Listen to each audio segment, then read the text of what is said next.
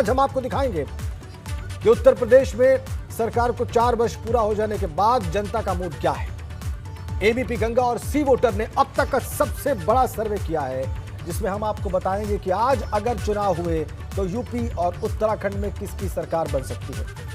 ABP Ganga और सी voter के इस सर्वे में आपके मन में उठने वाले प्रत्येक सवाल का जवाब मिलेगा।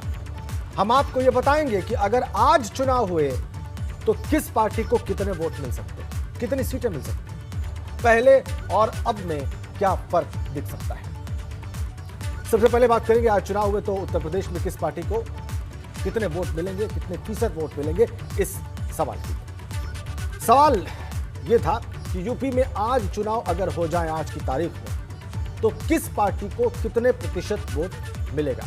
और आंकड़े जो हमें मिले जनता का जवाब मिलने के बाद वो कह रहे हैं कि भारतीय जनता पार्टी को 41% वोट मिलेंगे, भाजपा लेड एनडीए को 41% वोट मिलेंगे, समाजवादी पार्टी को 24.4% वोट मिलेंगे, बसपा को 20.8% वोट मिलेंगे, कांग्रेस को 5.9% वोट मिलेंगे और अन्य को 7.9% वोट मिलेंगे। यह पार्टी वाइज वोट परसेंटेज सबसे ज्यादा और अनबीटेबल स्थिति में है Bharatiya Janata party lead NDA.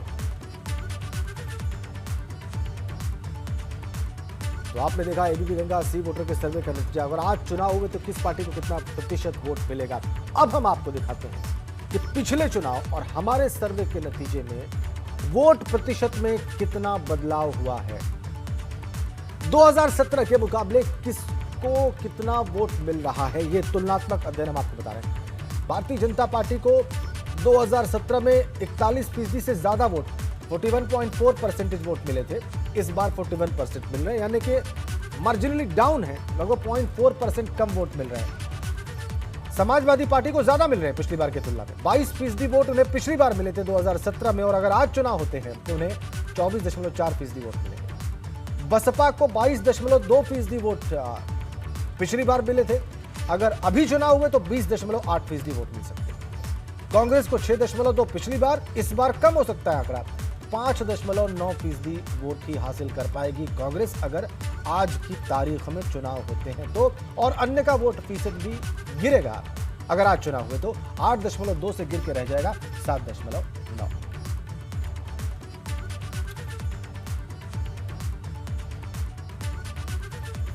और वो आंकड़ा जिस पर अब सबकी निगाह है, कितनी सीटें मिलेंगी प्रत्येक राजनीतिक दल को या गठबंधन को, आइए अब आपको वो दिखाते हैं।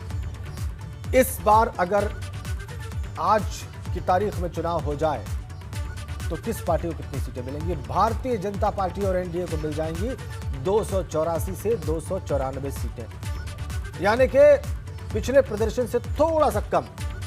समाजवादी पार्टी को 54 से 64 सीटें मिलने का अनुमान अगर अभी चुनाव हुए तो, बसपा को 33 से 43 सीटें मिलने का अनुमान और कांग्रेस को 1 से 7 सीटें मिलने का अनुमान। ऐसे ही अन्य को 10 से 16 सीटें मिलने का अनुमान अगर अभी चुनाव हुए तो, यानी कि यहां भी एनडीए फार अहेड, बहुत आगे अपने प्रतिद्वंदियों से।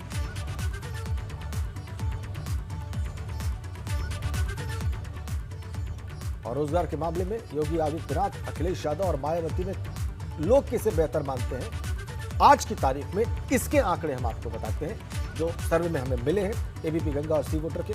मायावती रोजगार के मामले में 21% लोगों की फेवरेट है, लोगों को लगता है 21% लोगों को कि मायावती ने रोजगार के मामले में बेहतर काम किया। अखिलेश यादव के मामले में 30% लोगों का मानना है कि उन्होंने बेहतर तरीके से रोजगार दिया है। वर्तमान मुख्यमंत्री योगी आदित्यनाथ के बारे में 40% लोगों की राय सकारात्मक है रोजगार को लेकर, और कह नहीं सकते की स्थिति में 9% लोग। यह है रोजगार को लेकर सर्वे का आंकड़ा, सर्वे के रिजल्ट। मायावती के पक्ष में 21%, अखिलेश के पक्ष में 30% और योगी आदित्यनाथ के पक्ष में 40%।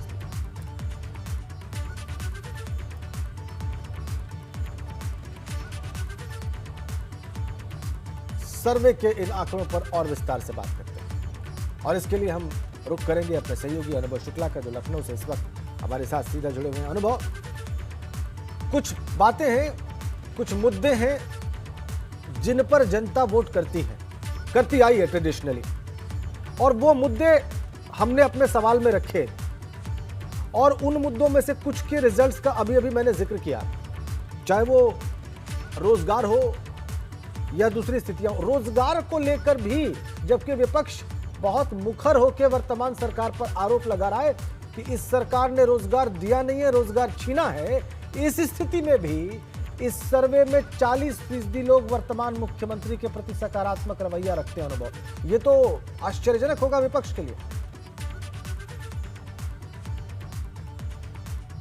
देखिए, बिल्कुल जिस तरीके से एबीपी गंगा और सी वोटर ने ये सर्वे किया, हमने अलग अलग मुद्दा रखा, अलग अलग सवाल रखे।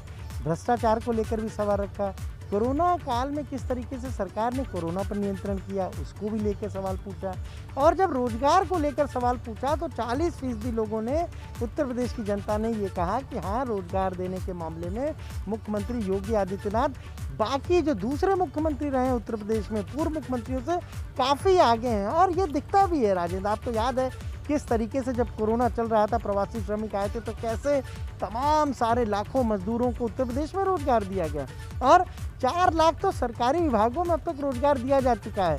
योगी सरकार मिशन रोजगार चला रही है, यानी हर सरकारी विभाग में जो भी खाली पद हैं उन्हें भरा जाएगा, और इसके लिए मुख्यमंत्री ने डेडलाइन भी तय कर दी है। साथ ही साथ इस पूरे वर्ष में 50 लाख रोजगार की जो देने की योजना है उस पर भी काम चल रहा है। और हम देखते हैं तमाम दिनों में, अभी कुछ दिन पहले इसी लोक भवन में नियुक्ति पत्र बांटा गया था, 5 सालों से वो नियुक्ति अटकी हुई थी। इससे पहले तमाम कार्यक्रम हुए, जहाँ वर्षों से जो नियुक्तियां अटकी हुई थी, रिजल्ट अटके हुए थे, उन्हें जारी किया जा रहा है और रोजगार दिया जा रहा है, रोजगार सृजन का भी काम हो रहा है। इसके अलावा ये तो प्रत्यक्ष रोजगार की बात हो गई, और प्रत्यक्ष रोजगार के लिए तमाम एमएसएमई इंडस्ट्रीज़ को सरकार ने मदद की है, और एमएसएमई इंडस्ट्रीज़ के जरिए भी उत्तर प्रदेश में अगर हम कहें तो तकरीबन 25 लाख से ज़्यादा लोगों को रोजगार मिला है।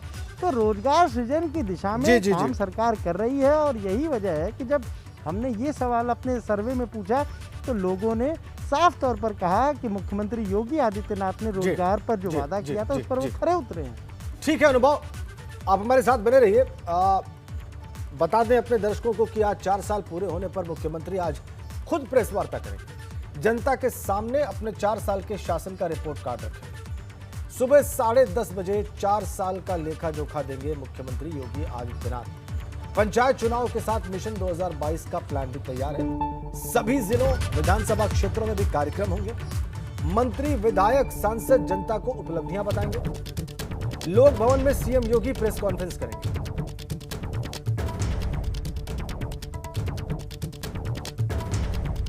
जनता के सामने आज खुद मुख्यमंत्री योगी आएंगे सुबह 10:30 बजे और अपने 4 साल के कार्यकाल का, अपने शासन का, अपनी सरकार की उपलब्धियों का रिपोर्ट कार्ड रखेंगे खुद मुख्यमंत्री योगी आदित्यनाथ। इसके अलावा सभी जिलों और विधानसभा क्षेत्रों में भी कार्यक्रम होंगे। मंत्रियों और संगठन के पदाधिकारियों की जिम्मेदारी होगी सरकार के कामकाज को जनता तक पहुंचाने की। तो सरकार और संगठन दोनों सरकार के 4 साल के कार्यकाल की उपलब्धियों पर जनता से संवाद करेगा। आज योगी सरकार के 4 वर्ष पूरे हो गए हैं और इसी मौके पर आज मुख्यमंत्री प्रेस वार्ता करेंगे।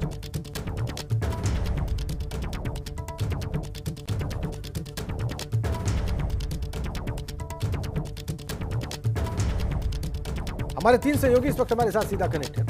आज 4 वर्ष जो पूरे हो रहे हैं उस पर सरकार और संगठन के कार्यक्रमों के बारे में आइए विस्तार से जानते हैं। अनुभव तो हमारे साथ बने हुए हैं लगातार लखनऊ से। इसके अलावा मोहम्मद मोइन प्रयागराज से और नीतीश पांडे वाराणसी से हमारे साथ सीधा जुड़ रहे हैं। हम पहले चलते हैं वाराणसी नीतीश पांडे के पास। नीतीश, वाराणसी में भी बहुत फोकस रहा है मुख्यमंत्री का। इन 4 वर्षों में वो खुद व्यक्तिगत रूप से जाकर वहां पर विकास कार्यों की समीक्षा करते रहे हैं। क्योंकि वो प्रधानमंत्री का लोकसभा क्षेत्र है, इसलिए अधिकारियों का और पूरे उत्तर प्रदेश शासन का बहुत खास फोकस रहा है। अब आज जबकि 4 वर्ष योगी शासन के पूरे हो रहे हैं, तो वहां पर किस प्रकार का कार्यक्रम होने वाला है आज? राजेंद्र जी, अगर आज राजनीतिक दृष्टि से बात करें तो काशी में अहम दिन है। सबसे पहले जो बीजेपी का कार्यक्रम है उसके बारे में बता दूं, 11 बजे से यहाँ पे कार्यक्रम की शुरुआत होनी है एंग्लो बंगला इंटर कॉलेज में। प्रभारी मंत्री आशुतोष टंडन भी वहाँ पर पहुँचेंगे और इसके साथ आम जनता और बीजेपी के कार्यकर्ता भी मौजूद रहेंगे और एलईडी लगेगी और जो सीएम का कार्यक्रम है उसका यहाँ पर प्रसारण किया जाएगा, लोग देखेंगे। और यही नहीं, जनता को सरकार के 4 साल के कार्यों से कैसे अवगत कराना है, आगे जनता में किस तरह का संदेश जाए, इसकी रणनीति तैयार की जाएगी। इसके साथ ही आपको बता दें कि दोपहर में कांग्रेस नेता अजय राय वो प्रेस कॉन्फ्रेंस करेंगे और प्रेस कॉन्फ्रेंस करके सरकार का रिपोर्ट कार्ड प्रस्तुत करेंगे। इसके साथ ही सुहेल देव पार्टी के जो नेता हैं ओम प्रकाश राजभर वो भी प्रेस कॉन्फ्रेंस करके और सरकार पर निशाना साधने का काम करेंगे, उनका ऐसा कहना है। लेकिन जो बीजेपी का कार्यक्रम है उस कार्यक्रम के बाद जो प्रभारी मंत्री आशुतोष टंडन है वो प्रेस कॉन्फ्रेंस करके जो सरकार की उपलब्धियां हैं उनको गिनाएंगे। राजेंद्र जी, आपको बता दूं कि बनारस में विकास कार्यों की अगर बात करें तो 4 सालों में बड़ा विकास दिखाई दिया है। जिस तरह से विश्वनाथ धाम कॉरिडोर का निर्माण हुआ और विकास योजनाएं जिस तरह से जमीन पर उतरती रही और स्वयं मुख्यमंत्री यहां पर आकर अधिकारियों की समीक्षा बैठक करते रहे और योजना जो जहां पर काम हो रहा है योजनाओं का वहां का स्थलीय निरीक्षण भी करते रहे, तो जनता कहीं ना कहीं सीएम के पक्ष में दिखाई दे रही है। लेकिन जो राजनीतिक दल हैं वो इस पर क्या कहते हैं ये देखने वाली बात होगी। बिल्कुल आपने ठीक कहा कि विपक्ष भी आज आप कह रहे हैं कि बनारस में सरकार क्या अपना जो रिपोर्ट कार्ड है अपने नजरिए वाला वो प्रस्तुत करने जा रहा है। ये बहुत रोचक होगा नीतीश जो आपने बताया है। आइए प्रयागराज चलते हैं मोहम्मद मोइन के पास। मोइन, प्रयागराज में आज क्या होने वाला है खास पॉलिटिकली?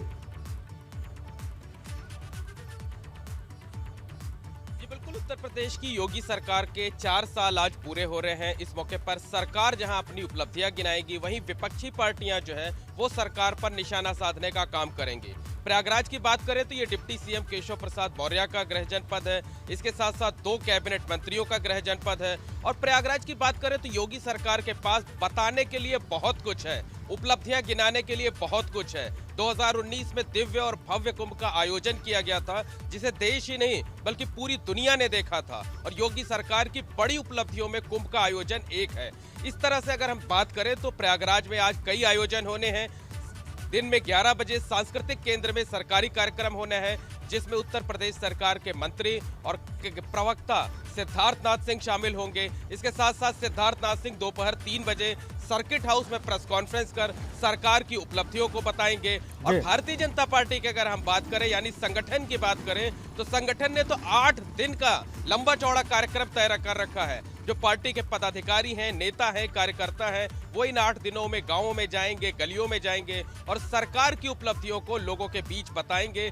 ये बताएंगे कि किस तरीके से सरकार ने काम किया है और इस 8 दिनों के काम के आधार पर पंचायत चुनाव में वोट मांगे जाने की तैयारी है, विधानसभा चुनाव में वोट मांगे जाने की तैयारी है। तो साफ कहा जा सकता है कि आज प्रयागराज के लिए भी बड़ा दिन है। जो उपलब्धियां हैं वो गिनाई जाएंगी और बहुत कुछ मुमकिन है कि जो सरकार के प्रवक्ता हैं, कैबिनेट मंत्री हैं या जो और जिम्मेदार लोग हैं, जो बचा हुआ 1 साल है उसकी योजनाओं के बारे में भी जानकारी देंगे और ये बताएंगे कि अगले 1 साल में सरकार क्या कुछ करने जा रही है। ठीक है, चूंकि चुनावी वर्ष है इसलिए राजनीति बहुत होगी, अनुभव और पिछले वर्षों के रिपोर्ट कार्ड के प्रस्तुतिकरण से ज्यादा राजनीति आज होने की संभावना है चूंकि चुनावी वर्ष है। नीतीश ने जो बताया अनुभव वो बहुत रोचक है बनारस में कि वहां पर अजय राय भी एक रिपोर्ट कार्ड रखेंगे और सुभाषपा के अध्यक्ष राजभर भी जो है एक रिपोर्ट कार्ड रखने वाले हैं। लखनऊ में विपक्ष क्या करने वाला है आज के दिन? देखिए, बिल्कुल जो बात नीतीश कह रहे हैं कि वहाँ पर भी कांग्रेस एक प्रेस कॉन्फ्रेंस करेगी, इसी तरीके से कांग्रेस लखनऊ में भी एक प्रेस कॉन्फ्रेंस करेगी और प्रदेश अध्यक्ष अजय लल्लू करेंगे। उसमें विधानमंडल दल की नेता आराधना मिश्रा मोना भी मौजूद रहेंगी। दोपहर 1 बजे ये प्रेस कॉन्फ्रेंस होनी है पार्टी कार्यालय पर। और ये देखिए, हमेशा हमने देखा है ये एक तरह से ट्रेडिशन सा है, जब सरकार के साल पूरे होते हैं 3 साल 4 साल तो विपक्ष भी उसको कहीं ना कहीं काउंटर करता है। और हम अगर आज की बात कर ले, हम लोग भवन में मौजूद है राजन, और थोड़ी देर बाद यहीं पर मुख्यमंत्री पहुंचेंगे और यहीं जो यूपी का जो डेवलपमेंट का रहा विज़न रहा सरकार का 4 सालों में, उसको लेकर एक पुस्तक भी छापी गई है और उसका भी आज विमोचन मुख्यमंत्री करेंगे। साथ ही साथ जो सूत्र वाक्य दिया है वो दिया है इन 4 सालों में रिफॉर्म, परफॉर्म और ट्रांसफॉर्म, यानी इसी को अब सूत्र वाक्य बनाकर सरकार ने काम किया, आगे भी इसी पर ये काम होगा। यहाँ जब प्रेस कॉन्फ्रेंस हो जाएगी उसके बाद 12 बजे के आसपास मुख्यमंत्री पहुँचेंगे अवध शिल्पग्राम। वहाँ पर जो सरकार के अब तक के कामकाज हैं उसको लेकर एक प्रदर्शनी लगाई गई है, उसका भी उद्घाटन करेंगे। यानी अलग अलग विभागों में जो 4 साल में काम हुआ है उन्हें वहाँ पर दिखाया जाएगा। साथ ही साथ बीजेपी, देखिए एक तरफ तो सरकार के कार्यक्रम शुरू हो गए आज से, और बीजेपी संगठन ने भी कार्यक्रमों की आज से शुरुआत कर दी है। ठीक है, अनुभव। और ये 26 मार्च तक चलेंगे, 8 दिनों का ये पूरा कार्यक्रम। बहुत बहुत धन्यवाद आप सभी का अनुभव, नीतीश और मोइन, इन जानकारियों के लिए। तो सरकार और संगठन दोनों, और इसी बीच में बड़ी खबर, 4 साल पर मुख्यमंत्री योगी ने ट्वीट किया है, अंत्योदय से सर्वोदय के पथ पर, राज्य वही है, संसाधन वही है, काम करने वाले भी वही हैं, बदली है तो सिर्फ कार्य संस्कृति। यही प्रतिबद्धतापूर्ण, समर्पित भावना वाली पारदर्शी कार्य संस्कृति नए उत्तर प्रदेश की पहचान है। यह ट्वीट है आज 4 वर्ष पूरे होने पर मुख्यमंत्री योगी आदित्यनाथ का, इसलिए बहुत महत्वपूर्ण। अंत्योदय से सर्वोदय के पथ पर, राज्य वही, संसाधन वही, काम करने वाले वही, प्रतिबद्धतापूर्ण समर्पित भावना, ये रही है उनकी सरकार की पहचान और यही नए उत्तर प्रदेश की पहचान।